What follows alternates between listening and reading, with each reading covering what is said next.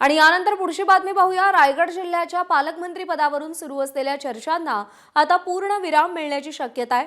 माणगाव इथल्या पक्षप्रवेश सोहळ्यामध्ये कार्यकर्त्यांना संबोधित करताना मंत्री भरत गोगावलेंनी मोठं वक्तव्य केलं। रायगडचं पालकमंत्री पद ठरलंय, फक्त घोषणा बाकी आहे असं ते म्हणाले। गोगावलेंच्या या वक्तव्यामुळे रायगडच्या राजकारणात पुन्हा एकदा हालचालींना वेग आलाय। दरम्यान गोगावलेंच्या वक्तव्यावर महसूल मंत्री बावनकुळे आणि मंत्री उदय सामंत यांनी काय प्रतिक्रिया दिली आहे पाहूया।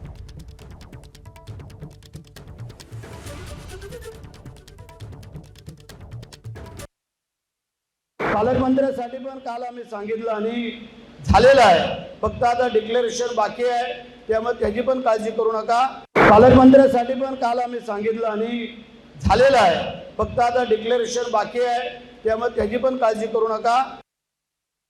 यावर पण शिवसेनेची म्हणण्यापेक्षा माझी वैयक्तिक मी भूमिका सांगितलेली आहे की विधान परिषदेच्या तिकिटाच्या वेळी राष्ट्रवादी काँग्रेस पक्षाचे नेते सुनील तटकरे साहेबांनी ज्या ज्या कमिटमेंट केलेल्या आहेत त्या खरं तर इतक्यात पूर्ण व्हायला पाहिजे होत्या।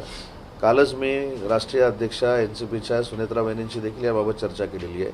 मी पुन्हा मंगळवारी किंवा बुधवारी सुनेत्रा वहिनींची भेट घेणार आहे आणि हेच सांगणार आहे की राष्ट्रवादी काँग्रेस पार्टीला विधान परिषदेची जागा सोडल्यानंतर राष्ट्रवादी काँग्रेस पक्षानं मागणी केलेले पालकमंत्रीपद हे शिवसेनेला घ्यावं, ही माझ्या एक्सप्रेस टावरच्या चेंबरमध्ये झालेली चर्चा होती आणि ती राष्ट्रीय अध्यक्षांशी चर्चा करून या दोन्ही नेत्यांना मी सांगेन। परंतु भरतशेठ गोगावले रायगडचे पालकमंत्री झाले पाहिजेत, हीच शिवसेना म्हणून आमची सगळ्यांची भूमिका आहे आणि ती विनंती मी अनेक वेळा माननीय मुख्यमंत्री महोदयांना देखील केलेली आहे। रायगडचं पालकमंत्री कुणाला करायचं हा संपूर्ण अधिकार, हा सर्वस्वी अधिकार माननीय मुख्यमंत्री महोदयांचा आहे।